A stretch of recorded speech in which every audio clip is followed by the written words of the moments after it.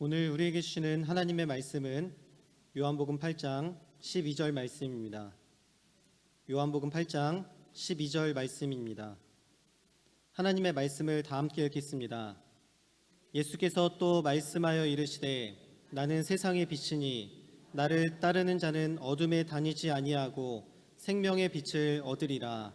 아멘.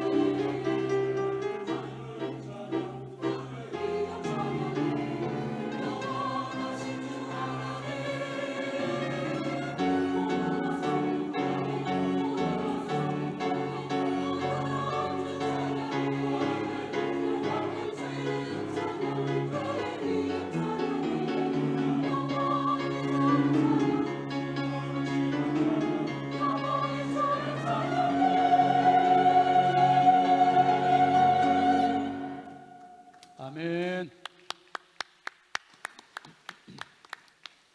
이제 담임 목사님 나오셔서 빛 대신 예수님이라는 제목으로 말씀을 전해주시겠습니다. 큰 은혜 받으시기 바랍니다. 할렐루야. 한 주간 잘 보내셨죠? 성가대 오늘 아주 귀한 찬양 감사합니다.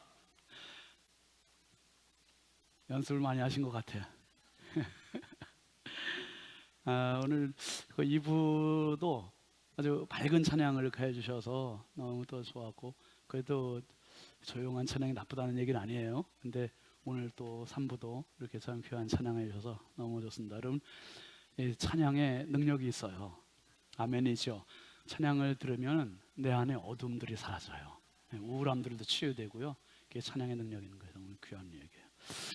광고했습니다만은 제가 잠깐 보충하겠습니다. 다 아시겠습니다만은 10월 27일 서울 광화문 일대 그 시청 앞 광장에서 한국교회 연합예배가 있습니다. 그 연합예배 주제는 크게 두 가지인데, 하나는 회개, 교회가 먼저 회개하자, 이 회개에 초점이 맞춰진 차별금지법 저지. 그 지난 7월달에 대법원에서 동성애자들 건보 피부양자를 인정해주는 그 판결이 나왔습니다. 그래서 이것은 이제 동성애 결혼을 인정하는 합헌으로 가는 수순이다. 그래서 지금 막지 않으면 안 돼서 한국교회에서 이렇게 부산 세계로교회 손현보 목사님을 필두로 해서 이번에 현장에 100만 명, 유튜브에 100만 명 해서 200만 명 모여보자. 지금 그래서 실시간으로 지금 올리고 있는데, 어제 보니까 가겠다고 신청하는 사람들 숫자가 나오는데 35만 명이 넘었더라고요. 그래서 아마 우리 교회도 차를 준비는 못할 것 같아요. 너무 많은 분들이 모이기 때문에. 그래서 여기서 동암역 가서, 동암역에서 그냥 1호선 타고 가시면 시청 앞에까지 가서 같이 참여하시면 될 것 같습니다. 우리 교통편이 좋으니까 그렇게 많이들 참여하시길 바랍니다. 저도 함께 하겠습니다. 그리고 우리 교회 건축된 게 2003년에 준공을 했는데, 그때부터 썼던 지금 이 본당 장의자입니다 이게. 그래서 너무 오래 써서 20년 넘게 쓰면서 여러분들 앉으시는데 많이 불편함이 있고 이제 쿠션도 전혀 없고, 그래서 지난번 코로나 때 우리가 리모델링을 전체 하면서 요거까지 손을 봤어야 되는데 미처 못했어요. 그때 조금 여력이 안 돼서. 그래서 이번에 본당 의자, 4층 의자, 여기 성가대 의자 이렇게 해서 전체가 140개입니다. 140개. 140개 전체 교체를 해요. 교체하는데 전체 예산이 7천만 원이에요. 7천만 원인데 요거를 어떻게 할까 하다가 제가 목회자가 솔선수범하자 해서 제가 10개를 커버하겠습니다. 10개를 하고, 길이는 좀 다르지만 140개면 한 개당 50만 원씩 치면 돼요. 그래서 한 가정당 의자 하나 책임지자. 그리고 내 자녀들도 앉을 수 있는, 그러니까 지금 의자를 20년 넘게 앉았으니까 앞으로 해놓는 의자는 더 좋은 의자를 해놓으면 우리가 이제 천국 갈 때까지는 앉을 수 있어요. 그러니까 우리 자녀들도 앉을 수 있는 의자를 이렇게 우리가 기쁜 마음으로 함께 참여해 주시면 좋겠어요. 그래서 우리 장로님들도 다 참여하기로 하셨고, 뭐 한 가정당 2개 하셔도 괜찮고 3개 하셔도 괜찮고, 정말 그런데 진짜 어려운 가정들이 있습니다. 경제적으로 어려운 가정들은 제가 참여하시라는 말을 못 드려요. 근데 그렇게 50만 원은 못 하더라도 뭐 단돈 3만 원이나 5만 원 그렇게 적게라도 내가 좀 헌신하세요. 여러분, 주님의 교회는 헌신할 때 일은 되는 거예요. 140 가정이 참여하면 뭐 저는 여유 있게 넘치리라고 생각을 합니다. 그래서 여러분들이 우리 자녀들을 위해 우리가 또 남은 여생에 예배드리는데 더 쾌적한 자리에서 예배드릴 수 있도록 여러분이 함께 기쁨으로 참여해 주시길 바라고, 제가 지난번에 청주 서문교회 갔는데 그 서문교회가 작년 9월에 의자를 다 교체했대요. 그래서 한번 제가 이게 사진을 찍어 왔는데 아까 광고 시간에 잠깐 보여드린 그 사진인데요, 이겁니다. 이런 색상으로 하면은 우리 지금 전체 이 벽 색상하고도 너무 예쁘게 잘 조화가 될 것 같습니다. 그래서 여러분들이 기쁨으로 참여해 주시고, 앉아 보니까요 쿠션이 좋고 그냥 은혜가 될 것 같더라고요. 여러분들 한번 기쁨으로 참여하시기 바랍니다. 감사합니다. 그리고 너무 반가운 손님이 오셨는데 우리 저희 그 사촌 누님이 오셨어요. 사촌 누님이 그냥 왜 반갑다고 얘기하냐 하면, 제가 누님이 미국 살고 굉장히 몇십 년을 아마 떨어져 살았어요. 진짜 그죠? 정말 오랜만에 지금 들어오면서 이렇게 딱 만났어요. 큰어머님이 사실은 유교 집안에 아주 찌들어 있는 그 종갓집 며느리, 맏며느리셨고, 복음이 들어갈 수 있는 여지가 전혀 없는 분인데 누님이 미국에 사는 바람에 미국에 모셔가서 거기서 경로당처럼 교회를 다니시고, 교회 다니시면서 은혜 받으시고, 큰어머님이 집사님 되시고, 그리고 천국 가셨어요. 이게 얼마나 귀한 일입니까? 그래서 누님 가정, 저는 신윤진, 누님은 신순진. 우리 진짜 악렬입니다. 아유, 같이 오셨는데 잠깐 자리에서 일어나시고 우리 뜨겁게 박수로 한번 잠깐 환영합시다. 아유, 감사합니다. 환영합니다. 감사합니다. 매형도 같이 오셨습니다. 감사합니다. 기도하겠습니다. 하나님 참 감사합니다. 주님의 몸된 교회에서 함께 예배드리게 하시고, 예배를 통해서 우리의 영과 혼과 육이 회복되고 치유될 수 있는 시간으로 열어주시니 감사합니다. 아버지 하나님, 오늘도 이 강단에 꽃꽂이로 섬긴 귀한 집사님 가정 복의 복을 더하시고 평생 주님의 은혜의 향기가 가득하게 하여 주옵소서. 아버지, 오늘 특별히 성도들의 점심 식사로 대접하는 귀한 집사님 가정이 있습니다. 하나님 복의 복을 더하여 주시고 평생 그 가정에 넘치는 복을 더하시되 영혼이 잘되고 범사가 잘되고 강건한 은혜를 주님 허락하여 주시고, 어둠의 영들이 범접하지 못하도록 주의 성령께서 불담으로 지켜보아여 주옵소서. 아버지 하나님, 10월 27일 한국교회가 함께 모여 연합예배 드리고 갑니다. 주께서 주관하여 주시고 온 교회가 함께하게 하여 주옵소서. 차별금지법을 저지하고 한국교회가 하나님 앞에 회개하고 하늘문이 열리는 축복의 예배가 되게 하여 주옵소서. 이제 교회에서 아버지 하나님, 이제 성도들이 그동안 앉아서 쓰던 의자를 전면 교체하려고 합니다. 큰 일입니다. 하나님 도와주시고 온 성도들의 마음에 감동을 주시고 기쁨으로 참여해서 정말 기쁨으로 온 교회의 의자가 새로워지고 은혜의 공간이 환경이 조성될 수 있도록 은혜 부어 주옵소서. 연약하고 부족한 종입니다. 오늘도 말씀으로 세우시고 은혜의 통로로 사용하시고 성도들의 귀를 복되게 하시고 마음을 복되게 하여 주셔서 말씀을 잘 알아듣고 잘 깨닫는 은혜를 더하여 주옵소서. 예수님의 이름으로 축복하고 기도합니다. 아멘. 우리 앞뒤 좌우 축복하겠습니다. 사랑합니다. 축복합니다. 반갑습니다. 은혜 받읍시다. 예.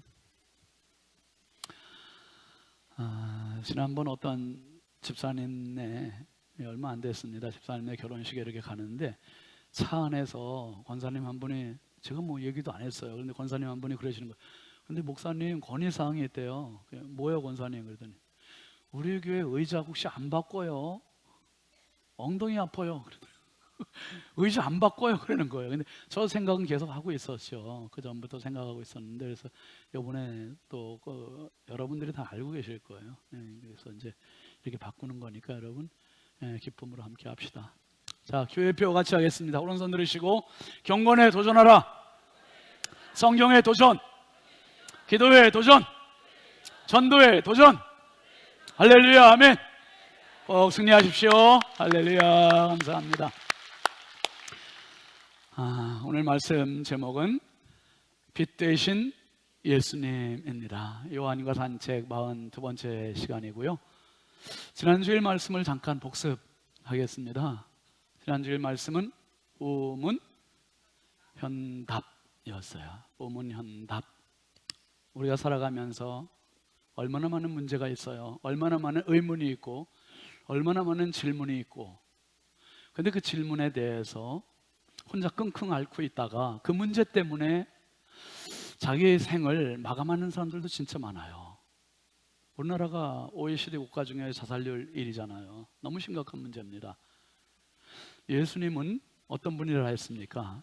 첫 번째로 질문을 받으시는 예수님. 질문이 있을 때 혼자 그냥 포기하거나 끙끙 앓는 것으로 끝내지 마시고 기도의 자리에 가지고 나오십시오. 은혜의 자리, 예배의 자리에 가지고 나오셔서 우리의 마음을 다 토해내는 은혜가 있기를 바랍니다. 주님 질문을 받으시는 분이세요. 그리고 예수님은 이 질문 앞에 회피하는 분이 아니고, 두 번째로 뭘 주시는 분? 답을 주시는 예수님이에요. 답을 주시는 예수님. 함께 합시다. 답을 주시는 예수님.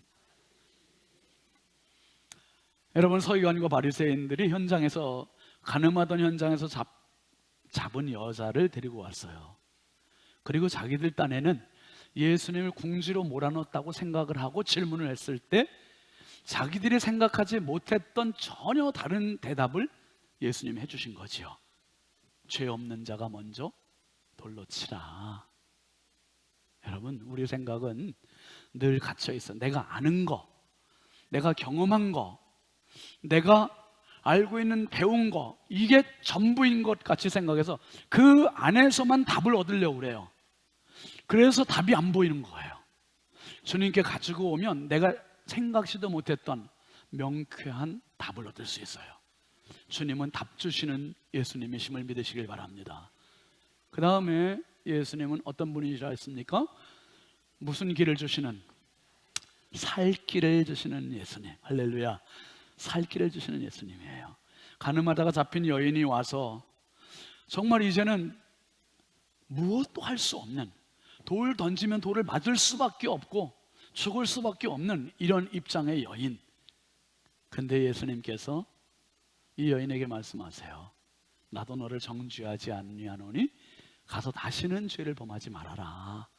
그리고 이 여인에게 살 길을 제시해 주시는 거예요. 살 길을, 미래를 주시는 거예요. 여러분, 예수 앞에 오면 희망이에요. 예수 앞에 오면 생명이에요. 예수 앞에 오면 축복이에요. 할렐루야. 예수 앞에 오면 답이 보여요. 답이 보이고 살 길이 열려요.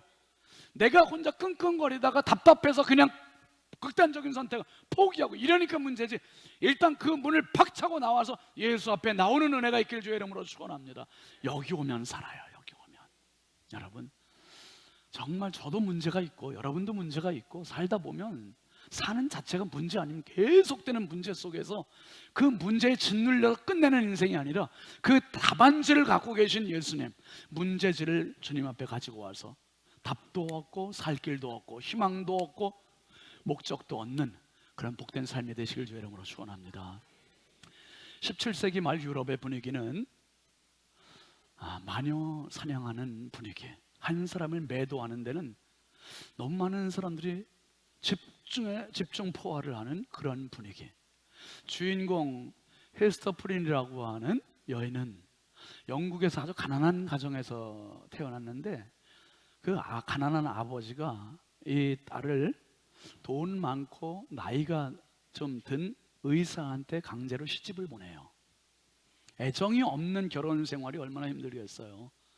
그렇게 시집을 갔는데 이 헤스터가 미국 보스턴으로 이사를 가게 됩니다. 보스턴으로 이사를 가서 살다가 아기를 가졌어요. 남편이 없는데 아기를 가졌어요. 그 아기를 낳았습니다. 이제 이 여인이 재판석에 왔고 결국 재판을 하는데 어떤 판결이 내려집니까? 간통죄로 이 여인에게 평생 살면서 가슴에 간음이라고 하는 첫 글자, 어덜터리의 첫 글자 A, 주홍 글씨를 달게 하는 벌칙이 주어져요. 평생을. 다른 사람들이 추궁을 해요. 남자가 누구냐? 이 아기 아빠가 누구냐? 그래도 헤스터는 끝까지 함구해요. 대답하지 않아요. 이 아기의 아빠는 그 지역의 교회 젊은 목사님, 딤스테일이라고 하는 목사님이에요. 이 여인에게 있어서 정말 괴로운 거는, 힘든 거는 남편 없는, 아빠 없는 아기를 키우는 게 힘든 게 아니라 주홍 글씨를 붙이고 다니는 자기를 향한 사람들의 따가운 시선, 손가락질하는 비난, 이렇게 너무 힘든 거죠. 여러분, 한 여인을 붙잡아 놓고 지금 비난하고 돌들어 치려고 하는 이 서기관 바리새인들의 모습은 이 여인에게 주홍 글씨를 확실하게 달아버리려고 하는 그런 의도입니다. 우리 사회가 지금 어때요, 여러분? 우리 사회가 너무나 많은 사람들이 정말 강박해지고 삭막해지고 서로가 서로에게 주홍 글씨를 붙이려고 하고 서로가 서로에게 돌 던지려고 하고 온통 그런 사람 투성이 아닙니까? 근데 오늘 이 여인에게 예수님께서 말씀하시는 거예요. 나도 너를 정죄하지 않는다. 나도 너를 정죄하지 않는다. 그리고 살 길을 열어주십니다. 여러분, 이 여인이 누구라고 그랬습니까? 지난주에 누구예요? 바로 나예요. 나. 저와 여러분은 다 과거가 있는 사람들이에요. 이렇게 말쑥하게 차려입었어도 과거가, 진짜 말 못할 과거가 있는 거예요. 말 못할 과거가. 우린 다 전과자예요. 하나님 앞에 그 누구도 속일 수 없고 다 거짓의 현장에 과거가 있는 사람이고 간음의 현장이라는 과거가 있는 사람이고 탈세라고 하는 과거의 현장이 있는 사람이고 살인이라고 하는 과거의 현장이 있는 사람이고 수많은 범죄의 현장을 가지고 보유하고 있는 자가 우리 자신은 나 자신. 돌 맞아 마땅하고 가슴에 주홍 글씨 붙여 마땅한 그 모습입니다. 그런데 주님이 오늘 이 여인에게 나도 너를 정죄하지 않아 주홍 글씨를 떼준 거예요. 그리고 가라 하셨습니다. 여러분, 이 장면은 너무 중요해요. 왜냐하면 주홍 글씨를 떼준 것보다 중요한 게 주홍 글씨 없이 살아갈 수 있는 힘이 있어야 되는 거고, 그것은 마치 용서해 준 것보다 중요한 게 용서받은 사람이 용서받은 모습으로 앞으로 살아갈 미래가 더 중요한 거고, 구원받은 것보다 중요한 건 구원받은 사람이 성도답게, 구원받은 사람답게 살아가는 것이 더 중요한 것이고, 결혼한 사람이 결혼식 하는 것보다 중요한 건 결혼 생활을 행복하게 살아가는 게 더 중요한 것처럼, 여러분 평생 살아가시면서 주님이 나에게 띄워주신 주온 글씨, 그 띄워진 주온 글씨가 떨어졌으니 이제는 더 성도답게, 더 은혜롭게, 더 진실하게, 더 하나님 나라 백성으로서 정말 행복하게 믿음으로 살아가는 성도의 삶이 되길 주의 이름으로 축원합니다. 요한복음을 보면 처음 제가 시작할 때 말씀드렸어요. 예수님의 자기 선언이 진짜 많아요. 나는 누구다, 나는 누구다, I am 누구다. 그 첫 번째로 나오는 게 요한복음 6장 35절이에요. 같이 읽어볼까요? 시작. 예수께서 이르시되 나는 생명의 떡이니 내게 오는 자는 결코 줄이지 아니할 터이요 나를 믿는 자는 영원히 목마르지 아니하리라. 예수님께서 I am 하고서 첫 번째로 하신 게 나는 생명의 떡이라는 거예요. 생명의 떡이다. The bread of life. 나는 생명의 떡이라는 거예요. 생명을 주는 떡이다. 여러분, 모두의 관심사가 떡에 있잖아요. 모두의 관심사가 돈에 있잖아요. 경제, 대통령, 국회의원 누구 나온다면 경제에 대한 다 공약을 세우잖아요. 떡에 대한 공약. 그리고 모두의 관심사가 주식이 올라갔나 내려갔나, 주가에 대한 관심, 부동산 올라갔나 내려갔나, 여기에 대한 관심, 온통 거기에 관심이 있어요. 예수님은 부동산보다 뛰어나신 떡이시고, 돈보다 뛰어나신 떡이시고, 주식보다 뛰어난 떡이시고, 영원한 생명의 떡이심을 믿으시길 바랍니다. 그분의 주가는 올라가다 떨어졌다 들쭉날쭉 없어요. 항상 어제나 오늘이나 영원토록 동일하신 생명의 떡이세요. 그리고 예수님께서 두 번째로 I am 하시고 하신 말씀, 나는 누구다, 자기 선언이 오늘 본문입니다. 8장 12절 한번 같이 읽어보시죠. 예수께서 또 말씀하여 이르시되 나는 세상의 빛이니 나를 따르는 자는 어둠에 다니지 아니하고 생명의 빛을 얻으리라. 10월달 암송 구절입니다. 여러분 화장실 가셔서 보신 적 있으세요? 아니, 집에 화장실 말고 교회 화장실. 자, 말씀드리고 한번 같이 우리 암송해 볼까요? 자막 지우세요. 웃지 마시고. 자, 시작. 예수께서 또 말씀하여 이르시되 나는 세상의 빛이니 나를 따르는 자는 어둠에 다니지 아니하고 생명의 빛을 얻으리라. 아멘. 못 외우는 분들은 오늘 화장실 가서 10분 동안 있으세요. 두 번째 말씀하신 자기 선언은 나는 세상의 빛이다. 세상의 빛이다. 나는 세상의 빛이라는 거예요. 예수님께서. 여러분 요한복음에 나타난 이 빛은 크게 네 부류로 나눠져요. 예수님께서 어떤 빛이신가? 첫 번째, 예수님은 한번 따라합시다. 인생의 빛이십니다. 인생의 빛이세요. 여러분, 예수 없는 인생, 예수 없는 세상은 어둠이에요, 흑암이에요, 혼돈이에요, 그리고 공허함이에요. 예수 없는 사람은 먹어도 채워도 계속 공허해. 예수 없는 사람은 가져도 뭔가 허전해요, 허전해. 그래서 여러분 태초의 모습이 창세기 1장 2절에 보면 이렇게 표현되고 있어요. 시작. 땅은 형태가 없고 비어 있었으며 어둠이 깊은 물 위에 있었고 하나님의 영은 수면 위에 움직이고 계셨습니다. 땅이 혼돈하고 공허하고 흑암이 어둠 위에 있고 흑암이 깊음 위에 있고, 이게 태초의 모습이었어요. 빛이 없을 때의 모습. 그러니까 여러분 지금 보세요. 모든 사람들이 빛을 따라가요. 빛을 따라. 지난주에인가 서울에서 세계 불꽃 축제에 있었는데 몇 명 모였대요, 여러분? 100만 명 모였대요. 100만 명. 다녀오신 분들 계실지도 몰라요. 100만 명. 불꽃, 빛. 지금도 수많은 사람들이 인생의 빛을 찾아서 가요. 빛을 찾아서.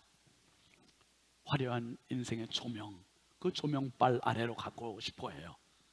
도시라는 조명빨, 돈이라는 조명빨, 명예라는 조명빨, 인기라는 조명빨, 뭔가 다른 조명빨을 자꾸 찾아요. 마치 가로등 아래 모이는 불나방과 같이 모여라 이래서 모이는 게 아니에요. 그냥 우르르 몰려가. 남들 가니까. 그러니까 남들 학원 보내니까 같이 덩달아 보내는 거. 안 보내면 뭔가 문제가 있을 것 같고. 지난달인가 저희 신문에 스크랩을 했는데 서울 강남에 영어 유치원이 있대. 영어 유치원에 보냈는데 우리 뭐 송도도 아마 경쟁이 굉장히 치열하다는 얘기 들었어요. 근데 평균 210만 원 정도 된대요. 한 달. 여러분 유치원생들이 글쎄 영어 유치원 가서 얼마나 유창하게 배울지 모르겠는데 매달 그만큼씩 지불하고. 그런데 어린이 한 명만 보내고 안 보내면 그 유치원이 운영이 돼야 안 돼요. 문 닫아야 돼요. 이제 안 통해야 돼. 안 먹혀야 돼요. 그런데 그게 너무 많은 사람들이 보내니까 그러니까 괜히 안 보내면 뒤처지는 것 같은 거예요, 이게. 그래서 그러고 보내. 이게 참. 지난주에 우리 장로님들 부부하고 같이 일본 갔었는데 일본 가보니까 차들이 다 경차, 진짜 조그만 차들, 다 코딱지 많은 차들이, 그죠 장로님? 요만한 차들만 그렇게 많은 거예요. 우리나라는 차들을 다 뚱뚱해. 이게 다이어트를 좀 해야 되는데, 근데 희한하게 남들 큰 차 타니까 나도 큰 차 타야 되는 그런 분위기, 우리나라는. 근데 저쪽 일본 사람들이 우리가 진짜 많이 배우고 왔죠. 근데 진짜 실용주의, 실속이 있는 사람들이다 하는 것을 많이 배우고 왔어요. 어쨌든 우리는 가만히 아파트에 있는데 남의 집 뭐 리모델링 한다 그러면 우리 멀쩡한 집인데 뜯어 그냥 또 리모델링이야. 이게 보니까 밖에 쓰레기를 내놨는데 냉장고를 내는 멀쩡한 거 보니까 우리도 냉장고 바꿀 때 안 됐나? 그 냉장고 그냥 또 바꾸고. 그러니까 못 써서 바꾸는 게 아니라 적어서 바꾸고 오래 쓰니까 바꾸고, 이런 분위기, 남들 하니까 하는 이런 분위기. 여러분, 그런 불빛은 모조 불빛이고 그런 불빛에 속아 넘어가고 진짜 불이 있어요. 진짜 빛이 있어요. 진짜 빛을 못 쫓아가고 진짜 빛을 발견하지 못하면 혼미해지는 거예요. 어지러워지는 거예요. 혼란스러워지는 거예요. 그래서 고린도후서 4장 4절에 보면 바울사도 이렇게 말합니다. 시작. 그 중에 이 세상의 신이 믿지 아니하는 자들의 마음을 혼미하게 하여 그리스도의 영광의 복음의 광채가 비치지 못하게 하미니 그리스도는 하나님의 형상이니라. 이 세상의 신, 귀신들, 잡신들, 이런 것들이 사람들의 생각을 자꾸 혼미하게 만들어놔. 그래서 진짜 추구해야 될 것, 진짜 찾아야 될 것, 진짜 따라가야 될 것은 따르지 않고 빛, 그럼 거기 무조건 따라가는 거예요. 지역별로 지금 축제 없는 데가 없죠, 여러분. 다 축제가 있어요. 축제가, 잔치가 얼마나 많은지. 그 우르르 몰려가. 또 여기 또 우르르 몰려가고. 여러분, 물론 그런 자리가 필요하지 않다는 말은 아니지만, 그렇지만 우리의 가치관이 이제는 바뀌어야 될 때가 되지 않았나. 믿지 아니하는 자들의 마음을 혼미하게 해놨다는 거야. 혼미하게. 정신 바짝 차려야 됩니다. 여러분, 요한복음 시작할 때 말씀드렸어요. 요한복음 1장 5절 한번 보세요. 시작. 빛이 어두움에 비치되 어두움이 깨닫지 못하더라. 진짜 빛은 깨닫지 못하고 잘못된 빛 앞에만 자꾸 가는 거예요. 자꾸 가요. 1장 9절도 한번 보세요. 참 빛 곧 세상에 와서 각 사람에게 비추는 빛이 있었나니. 요한복음 4장을 우리가 봤습니다만, 요한복음 4장에 수가성 여인은 빛을 찾아갔던 여인이에요. 근데 인생 다 망쳤어요. 첫 번째 남편과 살 때 그 남편이 빛인 줄 알았어요. 아니에요. 두 번째 남자와 또 살아요. 이 사람도 빛이 안 됐어요, 자기에게. 그래서 그 사람도 세 번째 남자와 또 살아요. 여기도 빛이 아니네. 인생의 목마름만 자꾸 반복되고 빛이 아니니까 자꾸 속게 되고 혼미하게 되고, 다섯 남자와 살았었는데 모두가 빛이 아니었어요. 6명째 살고 있는데 이 사람도 빛이 아닌 거예요. 그러니까 또 고민인 거죠. 그때 예수님을 우물가에서 만난 거 아닙니까? 예수님께서 말씀하세요. 이 물을 마시는 자마다 다시 목마르려니와 내가 주는 물을 마시는 자는 영원히 목마르지 아니하리라. 이 여인의 인생 방황 끝, 목적 발견, 의욕이 없었던 인생, 희망이 없었던 인생, 답답했던 인생이 이제는 살 이유가 있었고 살 목적을 발견했고 의미를 발견하게 되고 사랑하시는 성도 여러분, 그 예수 경험하길 주의 이름으로 축원합니다. 예수 보면 빛을 발견하는 거예요. 인생의 방향이 터닝 포인트가 되는 거예요. 인생의 방향이 달라지고 목적이 설정이 되고 의욕이 생기게 되고 열정이 생기게 되고 희망이 생기게 되고 생명이 생기게 되고, 바로 저와 여러분이 그 주인공이 될 수 있길 주의 이름으로 축원합니다. 예수님은 그래서 인생의 빛이세요. 동양 사람이나 서양 사람이나 부자나 가난한 사람이나 배운 사람이나 못 배운 누구에게나 그분은 인생을 변화시키는 유일한 참 빛이세요. 빛. 그리고 그분은 요한복음에서 이야기하는 게 용서의 빛이세요. 용서의 빛. 지난주에 봤던 요한복음 8장 가늠하다 현장에서 잡힌 이 여인, 서기관 바리새인들이 이 여인을 끌고 와서 예수님을 향해서 이 여인을 정죄하기 위해서 했던 살기등등하고 지금 분노 가득한 모습을 한번 보세요. 다시 8장 4절 5절 시작. 예수께 말하되 선생이여 이 여자가 가늠하다가 현장에서 잡혔나이다. 모세는 율법에 이러한 여자를 돌로 치라 명하였거니와 선생은 어떻게 말하겠나이까. 지금 이 여인한테는요 돈이 필요한 게 아니에요. 이 여인한테는 명품이 필요한 게 아니에요. 이 여인한테 진짜 필요한 거, 이 순간에는 용서가 필요한 거예요. 용서가 필요한데 누구도 해줄 수 없는 그 용서를 예수님 해주시잖아요. 뭐 오래된 영화인데요, 스피드라고 하는 영화가 있었어요. 이 스피드라는 영화는 버스에 어떤 괴한이 폭탄을 장착을 해놨어요. 근데 이 폭탄은 어떤 폭탄이냐 하면 버스의 속도가 시속 80km 이하로 달리게 되면 버스가 폭발하게 되어 있는 거예요. 그러니까 그 안에 사람들은 전혀 그걸 알지도 못한 채 버스를 타고 가고 있어요. 이제 이 버스 안에 있는 사람들은 다 죽는 거죠. 다 죽어요. 근데 이게 버스가 외곽으로 나가서 80km 이상으로 계속 유지하고 달리는데 문제가 영원히 달릴 수는 없어요. 영원히 달릴 수는 없어요. 연료가 계속 떨어져 나가는 거예요. 인생은 영원히 달릴 수 없어요. 여러분, 나이가 들면 기운이 떨어져요. 힘이 빠져요. 연료가 떨어져요. 살아야 돼요. 어떻게 사는가? 버스에 있는 사람들은 그대로 내버려두면 다 죽는 거예요. 다 죽는데 어떻게 사냐 하면 이거 정말 중요한 거예요. 이 버스 옆으로 똑같은 버스가 또 한 대 와요. 같이 달리는 거, 같은 속도로 달리면서 폭탄 버스에 탄 사람들이 같이 달리는 버스로 옮겨 타는 거예요. 갈아타는 거죠. 이 폭탄 버스는 가서 폭발해버리고 이 버스에 탄 사람들은 다 살아요. 예수님께서 오늘 이 여인을 정죄하는 서기관 바리새인들에게 버스를 갈아타게 해준 거예요. 들었던 돌들 내려놓게 하고 정죄하던 그 손가락질 모두 거두게 하고 자기를 향해서 정죄하게 되고, 이제는 겸손한 사람으로 정죄하지 않는 사람의 버스로 갈아타게 하고, 그리고 이 여인은 예수님께서 요한복음 8장 10절 11절 한번 보실까요? 예수께서 일어나사 여자 외에 아무도 없는 것을 보시고 이르시되 여자여 너를 고발하던 그들이 어디 있느냐? 너를 정죄한 자가 없느냐? 대답하되 주여 없나이다.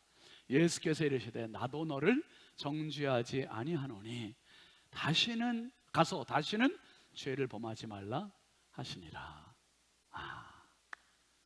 예수님께서 이 여인에게 용서의 빛이 되어 주신 거예요. 용서의 빛. 사랑하시는 성도 여러분, 너무나 각박한 사회 속에서 정말 우리에게 필요한 빛은 용서의 빛이에요. 나 하나 용서하시기 위해서 십자가에 죽어주신 예수 그리스도의 그 은혜가 나를 용서할 뿐만 아니라 이제는 다른 사람 가슴에 있는 주홍 글씨를 떼주는 그 주인공이 되실 수 있길 주의 이름으로 축원합니다. 그 다음에 세 번째, 예수님 어떤 빛인가? 요한복음에 나타난 예수님은 한번 아시죠? 치료의 빛이십니다. 치료의 빛이세요. 여러분, 지금 의학계에 이 빛은 절대적이래요. 거의. 저희 딸이 어려서부터 이제 안경을 썼어요. 저도 안경 썼는데 어려서부터 안경을 썼었는데 몇 년 전에 우리 인천에 와서 이 라식 수술을 했어요. 라식 수술은 어떻게 했는지 저도 몰라요. 그런데 딸 이야기 들어봤더니 뭐가 지나갔대요? 빛이 지나갔대. 빛이 지나가고 났는데 이게 눈이 이제 밝아진 거예요. 안과에도 빛이, 치과에도 빛이, 피부과에도 빛이 필요하대. 피부과에도 방사선, 암 치료하는 것도 빛이에요. 치료. 그리고 정형외과에도 빛이 필요해. 신경과에도 빛이 필요하고, 뭐 의료계에 빛이 아주 절대적인 그런 의료 도구가 방법이 지금 된 겁니다. 여러분, 이 빛의 출처, 도대체 빛은 어디서부터 온 건가? 그러면 도대체 누가 만드는 건가? 빛을 과학자들이 만든 거냐? 의료계가 만든 거냐? 성경은 분명히 알려줘요. 창세기 1장 3절 같이 보시죠. 시작. 하나님이 이르시되 빛이 있으라 하시니 빛이 있었고. 하나님께서 빛을 만드신 거예요. 아멘이죠. 하나님께서 빛을 만드셨어요. 왜요? 그분이 빛이니까. 그분이 빛이시니까 빛이 있으라니 빛이 있었던 거예요. 요한일서 1장 5절 한번 보여요. 우리가 그에게서 듣고 너희에게 전하는 소식은 이것이니 곧 하나님은 빛이시라 그에게는 어둠이 조금도 없으시다는 것이나, 하나님 자체가 빛이세요. 하나님 자체가 빛이세요. 빛. 그러니까 하나님께 가까이 하는 사람들은 살아요. 하나님께 가까이 하는 사람들은 치료받아요. 하나님께 가까이 하는 사람들은 희망이 있어요. 하나님께 가까이 하는 사람들은 열정이 있어요. 여러분, 저희 집에 이제 아파트에 화초가 있어요. 베란다 근처에 놨는데 이쪽에서 이제 1번 이쪽에서 햇빛이 비추고 있어요. 그러면 1번 햇빛 쪽에서 꽃이 핀다. 2번 거실 쪽에서 꽃이 핀다. 1번, 2번. 와보셨어요? 1번이에요. 햇빛 쪽에서 꽃이 펴. 그래서 제가 심술 고져가지고 이걸 방향 한번 싹 뒤집었어. 돌려놨어요. 돌려놨더니 이쪽 꽃은 이제 다 지더니 여기서 또 피기 시작하는 거예요. 여기서. 여러분, 빛은 생명이에요. 빛은 치료예요. 빛 앞에 오면 살아요. 하나님 앞에 가면 살고, 하나님 앞에 가면 치료되고, 하나님 앞에 가면 용서되고, 하나님 앞에 가면 인생이 바뀌고. 할렐루야. 이 은혜가 있는 거예요. 이 은혜. 빛 앞에 가면, 빛을, 식물들은 빛 쪽으로 향하는 본능이 있듯이 하나님 그렇게 만들어 놓으시고 우리 인간도 빛을 보게 만드신 거예요. 그런데 죄는 어둠이에요. 죄 짓는 사람은 밝은 대낮에 짓지 않아요. 어두운 캄캄한 데 가서, 음침한 데 가서, 흠이진 데 가서 죄 져요. 여러분, 내가 갖고 있는 병이 뭡니까? 육신의 질병이든 영적인 질병이든 마음의 질병이든 생각의 질병이든 어떤 질병이든 간에 이게 치료될 수 있을까? 걱정하지 마시고 예수 앞에 나오시기 바랍니다. 예수 앞에 나와서 그 예수 그리스도의 십자가의 빛으로 치유되는 은혜가 있기를 바랍니다. 요한복음 4장에 수가성 여인도 치료받았어요. 이 여인도 치료받았어요. 그리고 요한복음에 보면 요한복음 5장에 38년 된 베데스다 연못가에 병자도 치료받았어요. 요한복음 9장에 나오는 날 때부터 맹인되었던 사람도 치료를 받았어요. 육신의 질병 치유받는 경우도 많고, 영적인 질병도 치유받고, 정신의 질병도 치유받고, 마음의 질병도 치유받고, 문제는 그 질병이 나의 발목을 잡고 있는 거예요. 발목을 잡고 있는데 이 악순환에서 자꾸 안 나오고, 예수 앞에도 안 나오지. 병은 병대로 악화가 되지. 그러니까 인생은 자꾸 악순환되는 거예요. 여러분, 아플 때 주님 앞에 나오십시오. 힘들 때 주님 앞에 나오십시오. 그래서 주님의 그 빛으로 치유되는 은혜가 있기를 바랍니다. 마지막으로 예수님을 이 요한복음에서 생명의 빛으로 소개해요. 한번 합시다. 생명의 빛이십니다. 생명의 빛이세요. 요한복음 보면 절망적인 여인 4명이 나와요. 4명. 첫 번째는 지금 앞에 말씀드렸던 요한복음 4장에 있던 수가성 여자. 인생에 답이 없는 여자. 근데 예수님 만나고 생명을 얻었어요. 두 번째 여자, 8장의 이 여자, 가늠하다가 잡힌 여자. 이 여자가 예수님 만나고 참 생명을 얻은 거예요. 그리고 세 번째 여자는 11장에 나와요. 11장에 나오는 여자는 나사로의 동생 마르다 마리아예요. 근데 정말 부모님처럼 의지하고 살던 오빠가 하루아침에 갑자기 죽었으니 이게 웬 날벼락이에요? 마르다 마리아가 절망하고 있을 때, 이제는 우리 끝났다 이렇게 포기하고 있을 때 예수님께서 오셔서 그들에게 하신 말씀이 요한복음 11장 25절 26절 말씀입니다. 시작. 예수께서 이르시되 나는 부활이요 생명이니 나를 믿는 자는 죽어도 살겠고 무릇 살아서 나를 믿는 자는 영원히 죽지 아니하리니 이것을 내가 믿느냐. 할렐루야. 예수님은 부활이시고 예수님은 생명이시고 예수님은 빛이시고 내 안에 생명이 꺼져갑니까? 내 안에 생명이 잠식되고 있습니까? 내 안에 생명의 불이 꺼져가고 있다면 예수 빛 앞에 나오시면 되는 거예요. 예수님이 그 불빛을 다시 살려주시 부활이요 생명이라 했어요. 그리고 네 번째 여자가 요한복음 19장 20장에 나와요. 막달라 마리아, 또 다른 여자들이 예수님이 죽으시는 앞에는 진짜 속수무책으로 좌절이고 절망이고 이 마음을 어떻게 표현할 방법이 없어요. 그래서 오죽하면 대제사장들도 이렇게 비난하잖아요. 마가복음 15장 31절 같이 보세요. 대제사장들과 율법학자들, 대제사장들도 율법학자들과 함께 예수를 조롱하며 자기들끼리 말했습니다. 남을 구원한다더니 정작 자기 자신은 구원하지 못하는군. 이게 대제사장들의 조롱이었어요. 예수는 끝났다, 이게 끝났다. 그런데 사흘이 지난 뒤에 예수님은 죽음의 권세 이기셨습니다. 죽음의 권세 이기셨어요. 이기시고 이 절망 가운데 생명 끝났다고 생각하는 이 막달라 마리아를 만나주세요. 요한복음 20장 16절 같이 보시죠. 예수께서 마리아야 하시거늘 마리아가 돌이켜 히브리 말로 라보니 하니 이는 선생님이라는 말이라. 절망했던 여인이, 생명 끝났다고 했던 여인이 생명의 주님을 부활의 현장에서 경험하는 겁니다. 여러분, 오늘 말씀 한번 다시 암송해 볼까요? 요한복음 8장 12절 말씀에 예수님께서 말씀하셔요. 예수께서 또 말씀하여 이르시되 나는 세상의 빛이니 나를 따르는 자는 어둠에 다니지 아니하고 생명의 빛을 얻으리라. 빛 대신 예수 그리스도는 세상의 빛과는 비교할 수 없는 빛이시고 그 빛 안에 인생을 변화시키는 능력이 있고 그 빛 안에 용서의 능력이 있고 그 빛 안에 치료의 능력이 있고 그 빛 안에 생명의 능력이 있음을 기억하시기 바랍니다. 그 빛을 위하여 예수님은 십자가의 죽으심을 이루셨고 가장 큰 은혜를, 말로 다 표현할 수 없는 은혜를 저와 여러분에게 베풀어 주신 것입니다. 이 은혜의 주인공 되어서 인생의 앞길이, 미래가 어두움을 향해 가는 인생이 아니라 더 밝은 미래를 향하여 빛을 따라가는 참 빛의 자녀들이 다 되시기를 주의 이름으로 축원합니다. 축원합니다.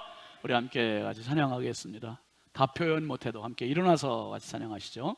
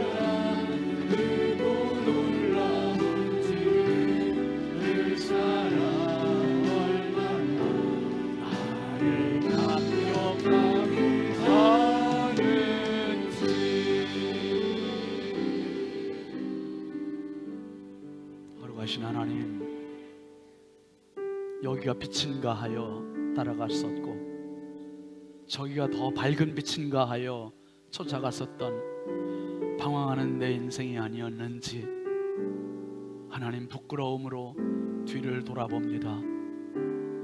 주여, 나는 세상의 빛이니 말씀하셨던 주님, 예수님만이 참 빛이고 예수님만이 생명의 빛이심을 오늘 들려주시니 감사합니다. 예수님을 만났던 사람들 인생의 전환점을 경험했고, 예수님을 만났던 사람들 용서를 경험했고, 예수님을 만났던 사람들 치료를 경험했고, 예수님을 만났던 사람들 생명을 경험했습니다. 우리 모든 성도들이 그 주인공 되게 하여 주옵소서. 빛보다 더 크신 예수님, 빛보다 더 밝으신 예수님, 그 빛 앞에 날마다 나가게 하시고, 그 빛 앞에서 인생이 변화되게 하시고, 그 빛 앞에서 용서가 경험되게 하시고, 그 빛 앞에서 치료가 경험되게 하시고, 그 빛 앞에서 생명을 얻는 영원한 생명의 소유자 되게 하여 주옵소서. 이제는 우리의 영원한 참 빛이신 주 예수 그리스도의 은혜와 하나님 아버지의 무한하신 사랑하심과 성령님의 감화 감동 내주 교통 역사하시는 은혜가 빛 되신 예수님과 함께 가장 밝은 빛의 자녀로 살기로 다짐하는 사랑하는 모든 성도들 머리머리 위에, 저들 앞길 위에, 자녀들 위에 이제부터 영원토록 함께 하시기를 간절히 축원하옵나이다. 아멘.